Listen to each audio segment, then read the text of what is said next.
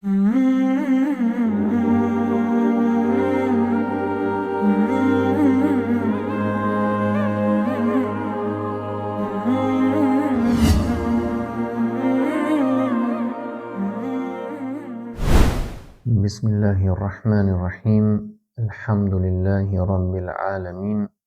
Wassalatu wassalam ala rasulillah wa ala alihi wa ashabihi ajma'in. Të nderuar vëllezër, motra dhe miq, ju përshëndes të gjithëve me përshëndetjen islame. Assalamu alaikum wa rahmatullahi wa barakatuh. Paqja qoftë mbi ju dhe mëshira e Allahut dhe bekimet e tij. Jemi në vazhdim të zhvillimit të projektit të librave. Jemi në vazhdim të playlistave që trajtojnë lëndë të ndryshme prej fushave të dijes dhe sot inshallah jemi në vazhdim të trajtimit të lajmeve bashkohore. Në pjesën e parë të kësaj playliste kemi trajtuar një prej ngjarjeve aktuale që po ndodhin në lindjen e mesme dhe sot inshallah do trajtojmë një ngjarje që është akoma më e madhe se ajo për nga ndikimi në nivel rajonal dhe global. Lajmi sërish vjen në gjuhën angleze dhe sërish vjen nga websajti i agjencisë së lajmeve Al Jazeera, pra e cila në origjinë është agjenci lajmesh arabe, por se i publikon materialet në gjuhë të ndryshme të botës. Në rastin konkret do të trajtojmë inshallah luftën e Iranit, e cila sapo ka nisur dhe jemi në fazat e para të saj dhe lajmi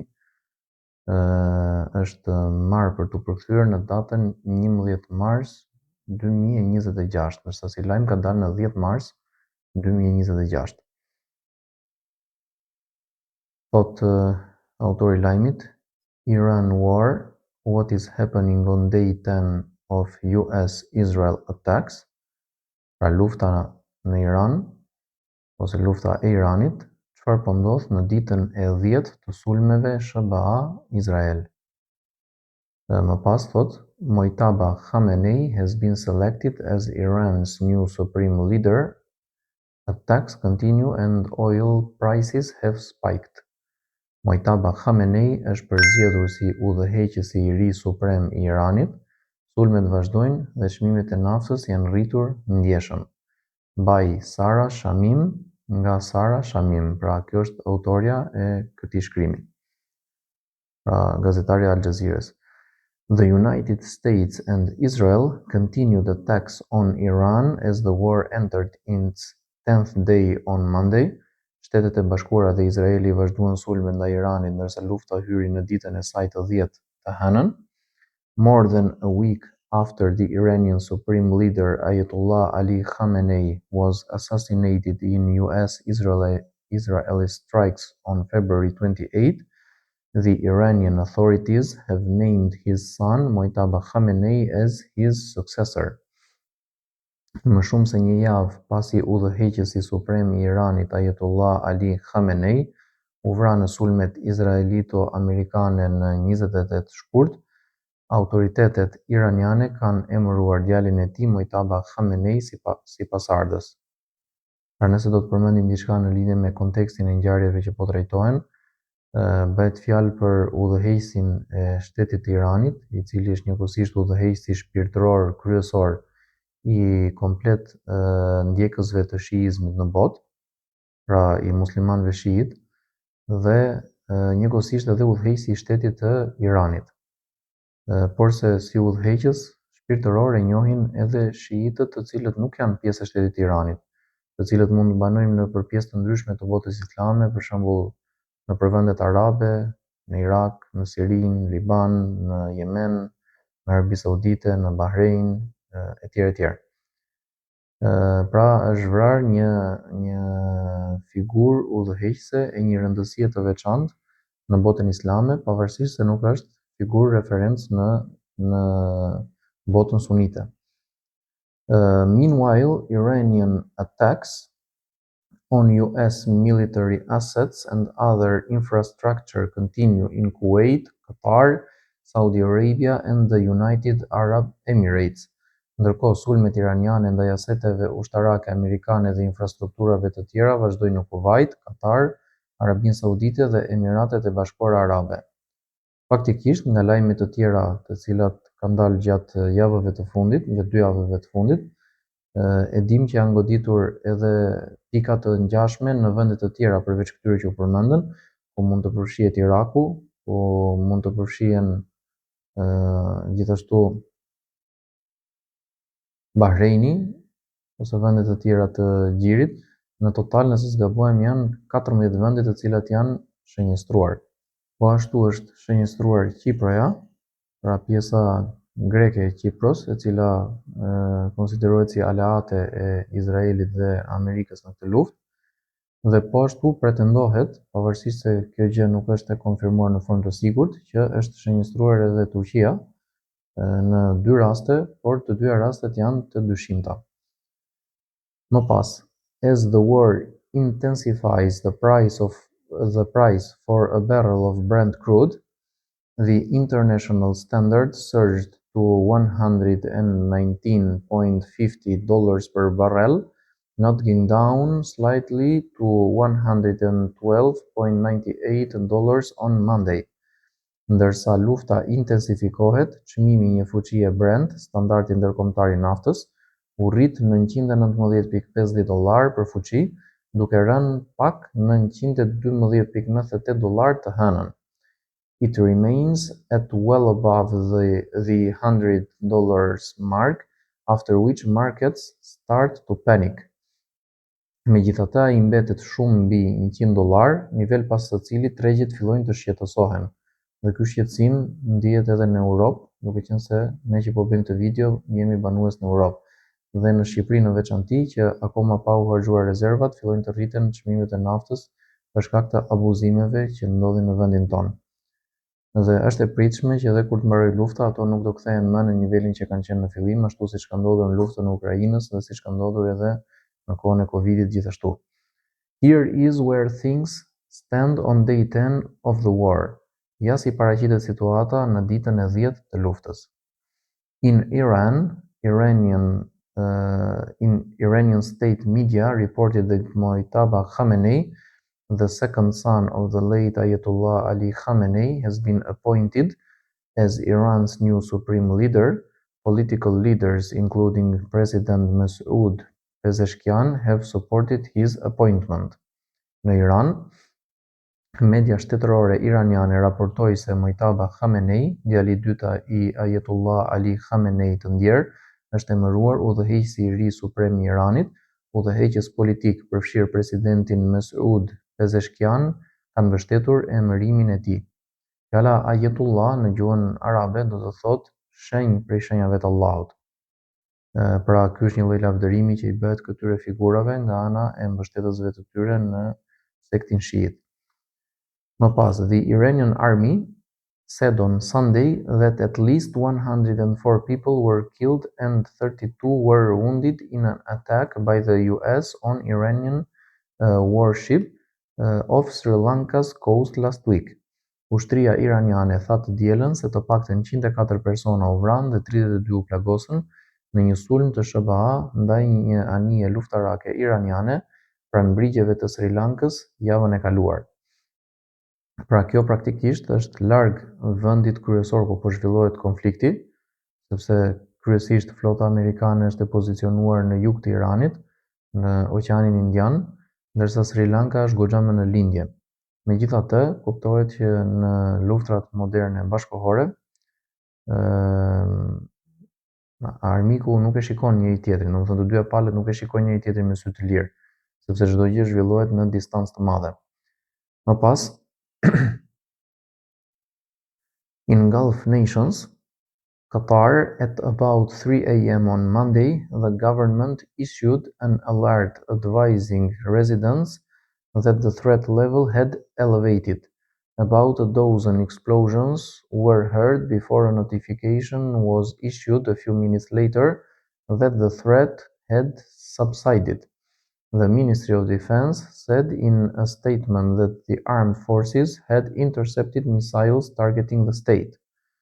Në vendet e Gjirit, Qatar, pra kur themi të Gjirit, në kuptohet Gjiri Persik. Rreth orës 3 të mëngjesit të së hënës, qeveria lëshoi një alarm duke paralajmëruar banorët se niveli i kërcënimit ishte rritur. U dëgjuan rreth një duzinë, domethënë rreth 12 shpërthime, para se të dërgojë një njoftim disa minuta më vonë se rreziku kishte kaluar. Ministria e Mbrojtjes tha se forcat e armatosura kishin kapur raketa që synonin shtetin. Saudi Arabia, the Ministry of Defense said on Monday that its air forces had intercepted and destroyed a drone over the Rab al Khali desert, heading towards the Shaiba oil field. The U.S. Embassy in Riyadh said the Department of State had ordered the departure of non-emergency government employees as well as the family members of all workers from Saudi Arabia due to safety risks. Late on Sunday, an attack in the central city of Kharj killed 2 Bangladeshi nationals and wounded 12 others. All but one were from Bangladesh. Arabi Saudite, Ministria e Mbrojtjes tha se forcat ajrore rrëzuan dhe shkatruan një dron mbi shkretëtirën Rub el Khali, që po drejtohej drejt fushës së naftës Sheibe. Ambasada amerikane në Riyadh tha se Departamenti i Shtetit kishte urdhëruar largimin e punonjësve qeveritar jo thelbësor dhe familjeve të tyre nga Arabia Saudite për shkak të rreziqeve të sigurisë. Vonë të dielën, një sulm në qytetin qendror Kharj vrau 2 shtetas nga Bangladeshi dhe plagosi 12 të tjerë, të gjithë përveç njërit ishin nga Bangladeshi. Bahrain, on Monday, the Ministry of Interior said sirens had been activated in the country and people were urged to head to the nearest safe place. The official Bahrain news agency reported that an Iranian attack targeting a facility in the village of Ma'mir had caused a fire. No casualties were reported, while efforts to extinguish the fire were ongoing. State media reported that Bahrain's Babco Energies announced force majeure, a contractual provision which releases parties from obligations as a result of uncontrollable or unforeseeable events for group operations, according to state media. Bahrain, Ministria e Brendshme tha se sirena alarmi u aktivizuan dhe njerëzit u këshilluan të shkonin në vendin më të afërt të sigurt. Agjencia zyrtare e lajmeve raportoi se një sulm iranian ndaj një objekti në fshatin Ma'mir shkaktoi zjarr. Nuk u raportuan viktima, ndërsa përpjekjet për shuarjen e zjarrit vazhdonin. Media shtetërore tha se kompania Babco Energies shpalli forcë madhore për operacionet e saj, një dispozit kontraktuale që I çliron palët nga detyrimet për shkak të ngjarjeve të paparashikueshme. The UAE, the Ministry of Defense, said on Monday that the country's air defenses were responding to incoming missile and drone threats from Iran. Emiratet e Bashkuara Arabe, Ministria e Mbrojtjes tha se sistemet e mbrojtjes ajrore po reagojnë ndaj kërcënimeve me raketa dhe dron nga Irani.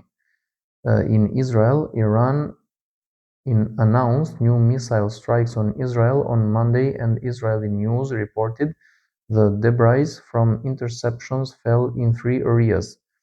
The Israeli military said in a statement on Monday that it had destroyed the headquarters of the Air Force of the Islamic Revolutionary Guard Corps, IRGC. Në Izrael, Irani njoftoi sulme të reja me raketat ndaj Izraelit të hënën dhe mediat izraelite raportuan se mbetje nga raketat e interceptuara ra në 3 zona. Ushtria izraelite tha se kishte shkatruar selinë e forcave ajrore të Gardës Revolucionare Islamike me iniciale IRGC. In the US military has lost 8 American service members following a soldier's death from injuries sustained during an Iranian attack on troops stationed in Saudi Arabia on March 1. Në Shtetet e Bashkuara, ushtria amerikane ka humbur 8 ushtar amerikan pasi një ushtar vdiq nga plagat e marra gjatë një sulmi iranian ndaj trupave të vendosura në Arabinë Saudite në 1 mars. In Lebanon and Cyprus, Israel attacked the Ghubeiri municipality in the Lebanese capital Beirut. Footage from Monday, verified by Al Jazeera, showed the moment of strike hit with a loud explosion audible on camera. It also showed the aftermath of the attack, with thick clouds of smoke rising. The Human Rights Watch released a new report on Monday stating it had uncovered evidence that Israel had used white phosphorus in residential areas of southern Lebanon earlier this month, in violation of international humanitarian law. Turkey's Ministry of National Defense said it has deployed 6 F-16 fighter aircraft and air defense systems to the breakaway northern Cyprus in light of recent developments in our region. Në Liban dhe Kipro, Izraeli sulmoi komunën Gubeiri në kryeqytetin libanez Beirut. Pamjet e verifikuara nga Al Jazeera tregojnë momentin e goditjes me një shpërthim të fuqishëm dhe re të dendur atymi. Human Rights Watch, që është një organizatë humanitare, publikoi një raport duke thënë se kishte gjetur prova se Izraeli kishte përdorur fosfor të bardhë në zona banimi në jug të Libanit në shkelje të ligjit ndërkombëtar humanitar, gjë që për qeverinë izraelite të sotshme është diçka më se zakonshme. Ministria e Mbrojtjes së Turqisë tha se kishte vendosur 6 avion luftarak F-16 dhe sisteme të mbrojtjes ajrore në Kipron Veriore për shkak të zhvillimeve të fundit në rajon. Këtu mbyllet lajmi që ne po trajtojmë, duke i kujtuar shikuesit të na ndihmojnë nga një subscribe, like edhe share. I përshëndesim të gjithë. Subhanakallahumma wa bihamdik, wa ashhadu an la ilaha illa anta, wa astaghfiruka wa atubu ilayk.